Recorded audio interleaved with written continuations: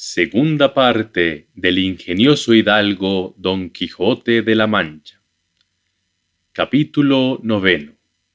donde se concluye y da fin a la estupenda batalla que el gallardo vizcaíno y el valiente manchego tuvieron. Dejamos en la primera parte de esta historia al valeroso vizcaíno y al famoso Don Quijote con las espadas altas y desnudas, en guisa de descargar dos furibundos pendientes, tales que, si en ellos se acertaban, por lo menos se dividirían y fenderían de arriba abajo, y abrirían como una granada. Y que en aquel punto tan dudoso paró y quedó destroncada tan sabrosa historia, sin que nos diese noticia su autor, dónde se podría hallar lo que della faltaba. Causóme esto mucha pesadumbre, porque el gusto de haber leído tan poco se volvía en disgusto,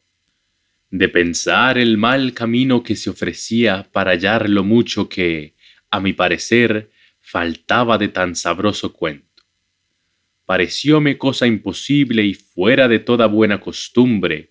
que tan buen caballero le hubiese faltado algún sabio que tomara a cargo el escribir sus nunca vistas hazañas, cosa que no faltó a ninguno de los caballeros andantes de los que dicen las gentes que van a sus aventuras, porque cada uno de ellos tenía uno o dos sabios, como de molde, que no solamente escribían sus hechos, sino que pintaban sus más mínimos pensamientos y niñerías, por más escondidas que fuesen. Y no había de ser tan desdichado, tan buen caballero, que le faltase a él lo que le sobró a Platir y a otros semejantes. Y así no podía inclinarme a creer que tan gallarda historia hubiese quedado manca y estropeada. Y echaba la culpa a la malignidad del tiempo, devorador y consumidor de todas las cosas, el cual o la tenía oculta o consumida. Por otra parte, me parecía que, pues entre sus libros se habían hallado tan modernos como Desengaño de celos y Ninfas y pastores de Henares, que también su historia debía de ser moderna, y que, ya que no estuviese escrita, estaría en la memoria de la gente de su aldea y de las de ellas circunvecinas. Esta imaginación me traía confuso y deseoso de saber, real y verdaderamente, toda la vida y milagros de nuestro famoso español Don Quijote de la Mancha, luz y espejo de la caballería manchega,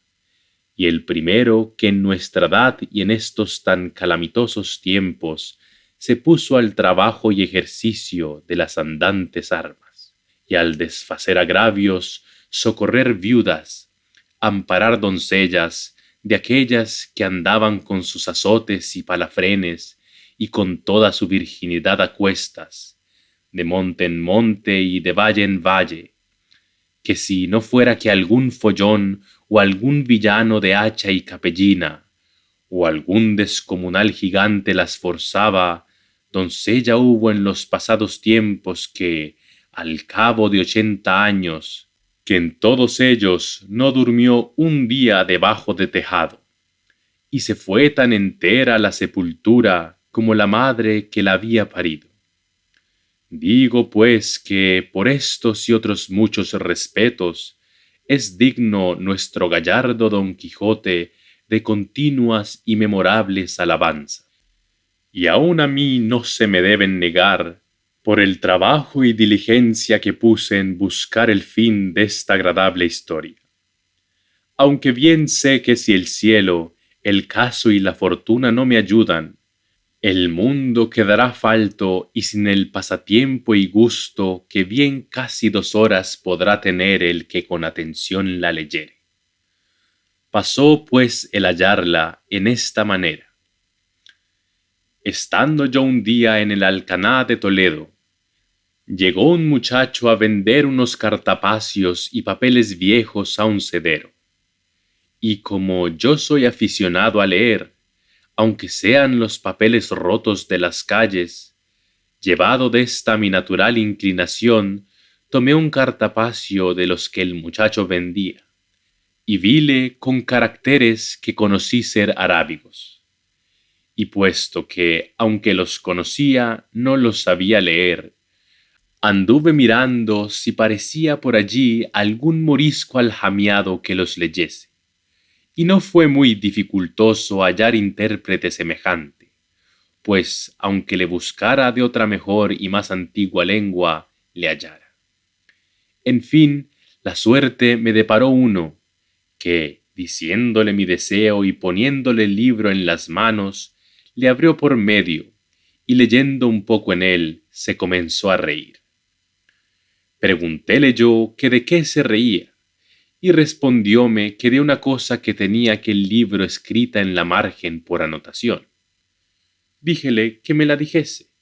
y él, sin dejar la risa, dijo: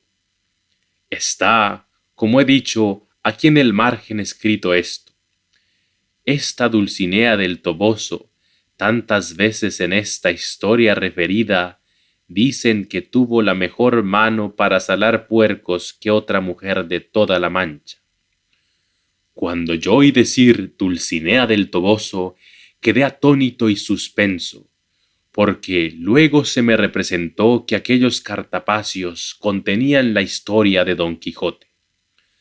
Con esta imaginación le di priesa que leyese el principio, y haciéndolo ansí, volviendo de improviso el arábigo en castellano, dijo que decía: Historia de Don Quijote de la Mancha,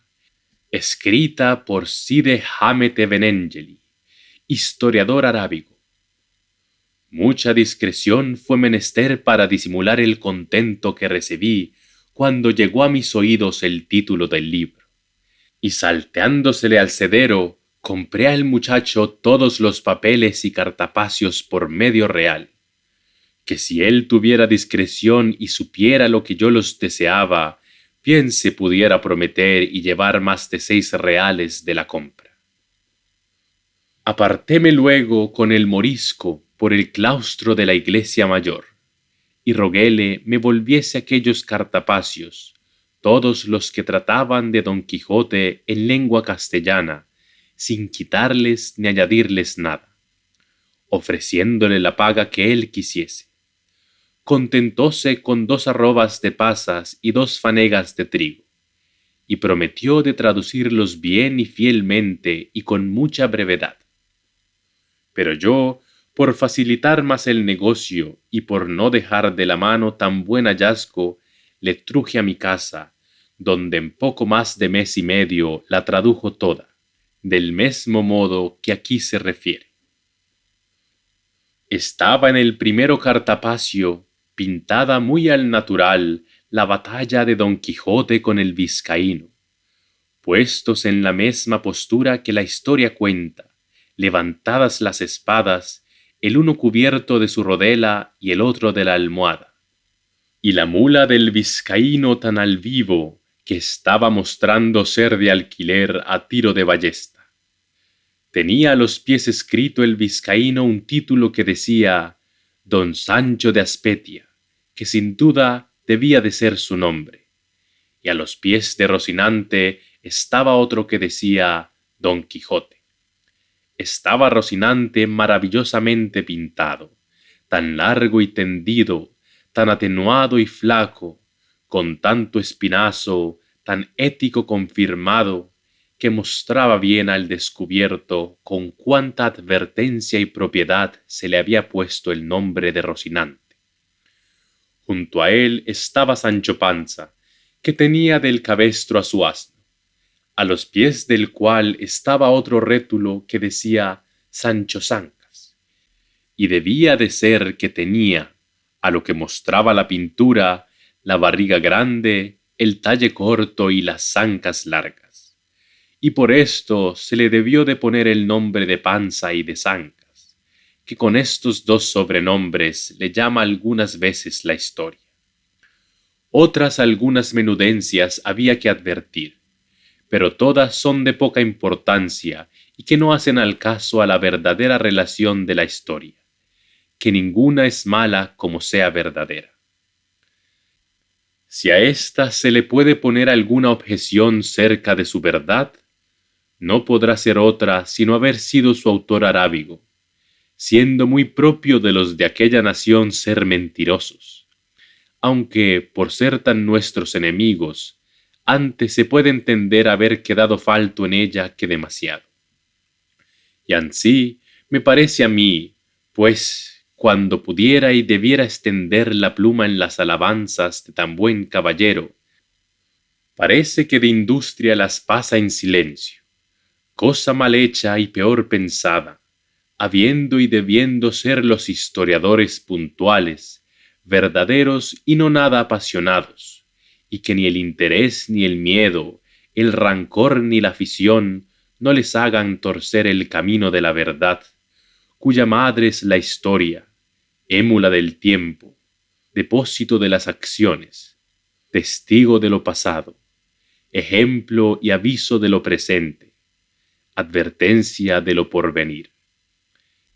En esta sé que se hallará todo lo que se acertare a desear en la más apacible, y si algo bueno de ella faltare, para mí tengo que fue por culpa del galgo de su autor, antes que por falta del sujeto. En fin, su segunda parte, siguiendo la traducción, comenzaba de esta manera. Puestas y levantadas en alto las cortadoras espadas de los valerosos y enojados combatientes, no parecía sino que estaban amenazando al cielo, a la tierra y al abismo. Tal era el denuedo y continente que tenían. Y el primero que fue a descargar el golpe fue el colérico vizcaíno, el cual fue dado con tanta fuerza y tanta furia, que a no volvérsele la espada en el camino, aquel solo golpe fuera bastante para dar fin a su rigurosa contienda y a todas las aventuras de nuestro caballero. Mas la buena suerte, que para mayores cosas le tenía guardado,